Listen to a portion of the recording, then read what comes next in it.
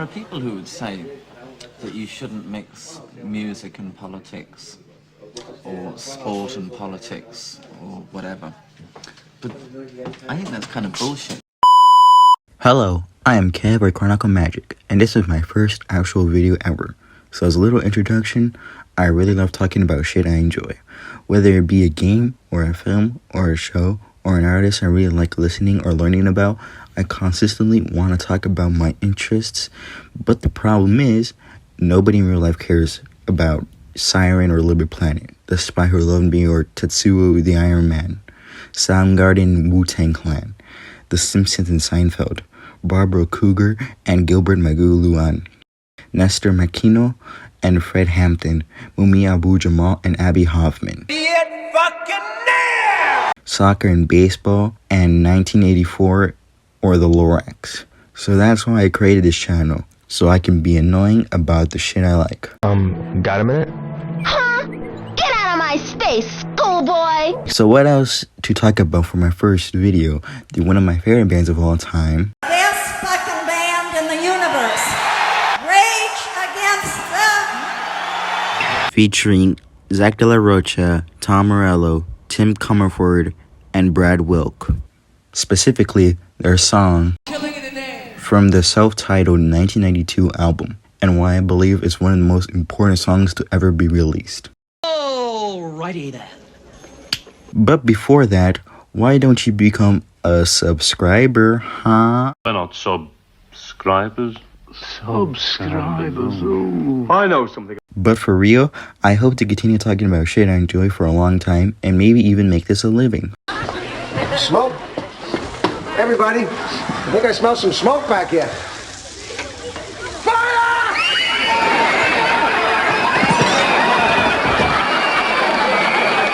Sorry for the plug, let's continue. Frankly, I cringe, Mr. The song just kicks off fucking instantly, and then it slows down with that sexy bass and cowbell.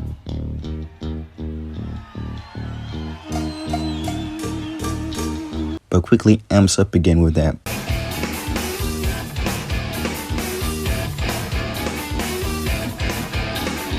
And then Zack comes in with, which I feel is the perfect title for the song.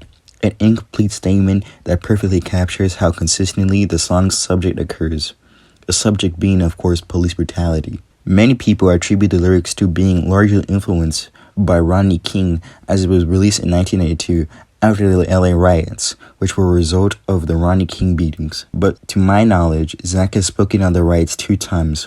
One in an early interview where he said this: There's anger in the African community. There's anger in the Chicano community. It's because the problems that exist there haven't been addressed on a political level from the system. We got a bunch of Dixiecrats and a bunch of so-called liberals who profess to addressing these things, and they're simply hypocrites. And if anything came out, I think positive, was that we got to realize that, we can't depend on the system, man. And before playing Killing in the Name at Cal State Fullerton. It shouldn't take a riot. It shouldn't take innocent people's lives being taken. It shouldn't take Chicano and black businesses being burnt to the ground to bring Uncle Bush out to fucking LA to speak on these issues that should have been addressed fucking years ago. There's a problem with the structure within this system, and something needs to be done about it. We all must become very active. This is the time. You've seen what's happening in the inner cities is being burnt to the ground. People are upset. We all have a responsibility within this. This song's called Killing in the Name. But the lyrics aren't just about Rodney King. They're about everyone who has suffered from the same fate, if not worse. Just imagine how many acts of police violence have not been recorded or even seen by the general public. The song rails against anyone who kills in the name of racism, America, the police, or even the military. Zack, in the 1993 interview, has said the main message of the song is to no longer blindly follow rules and instead find your individual self. Je crois que l'essentiel du message dans cette chanson, c'était je vais essayer de m'emparer de ton pouvoir par ma propre vision des choses. D'agir en prenant conscience de qui je suis en tant qu'individu et de ne plus me plier aveuglément aux règles. So let's get to the lyrics, which, if you haven't heard the song, there isn't a lot of variations happening in the track. There are two of the same verses, refrain, pre-chorus, and chorus. Then in an explosive outro, the verse repeats,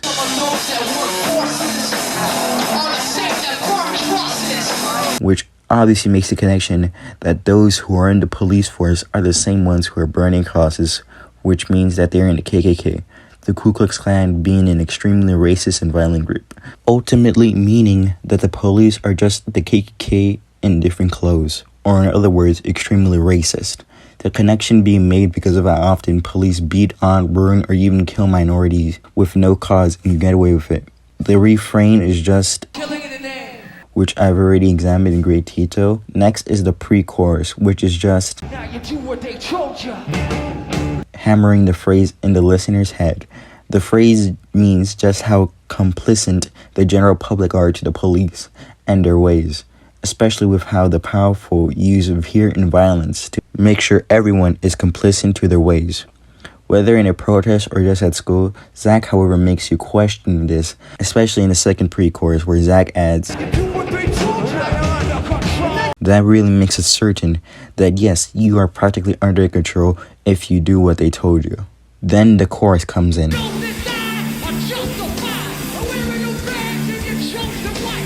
This line comes from the other side's POV and how they think that whoever is a victim of police brutality are justified because of the badge. The badge signifies how they're the chosen white, and now they can get away with their racist acts simply because of them being in the police. Then the iconic outro arrives.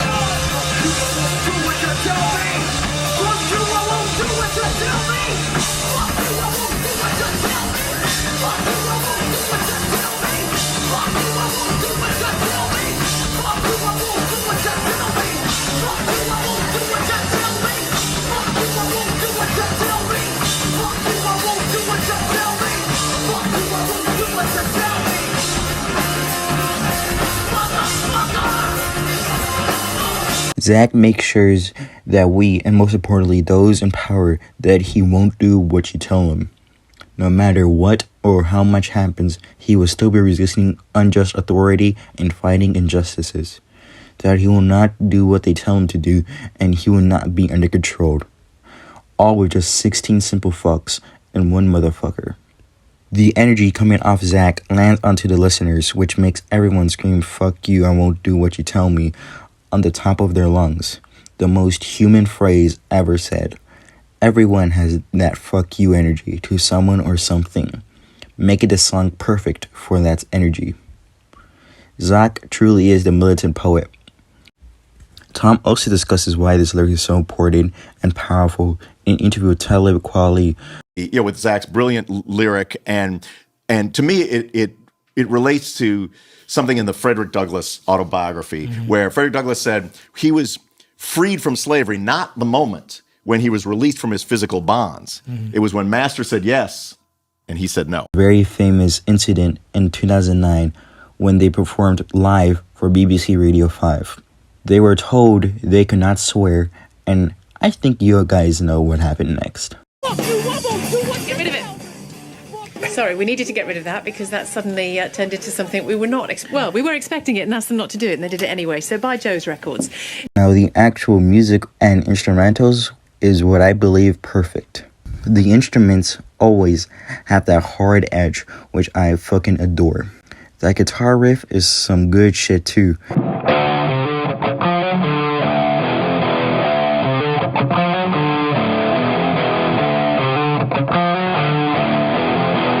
With Brad killing it, though I could have used a little more cowbell. I love the guitar solo with Tom's magic and that sexy bass. Rage Against the Machine.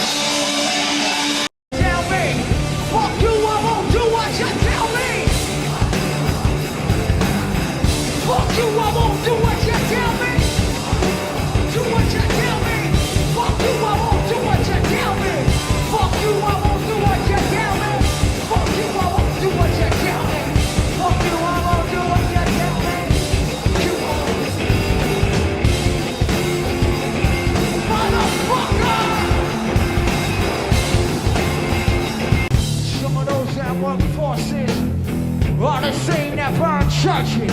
And some of those that burn crosses are the same that hold office.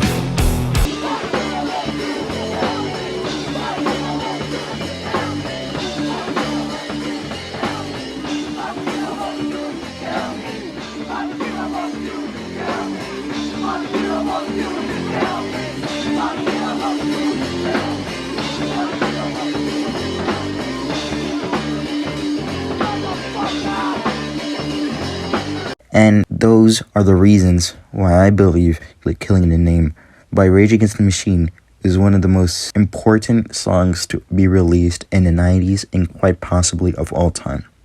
With its meaning, politics, and lyrics aged incredibly well. I am willing to bet significant money that this will be a timeless song that will echo through the ages. Thanks for watching, and make sure to donate to my Patreon and support my sponsor that doesn't exist. And you can't forget to absolutely demolish that like and sub button. I'm sorry.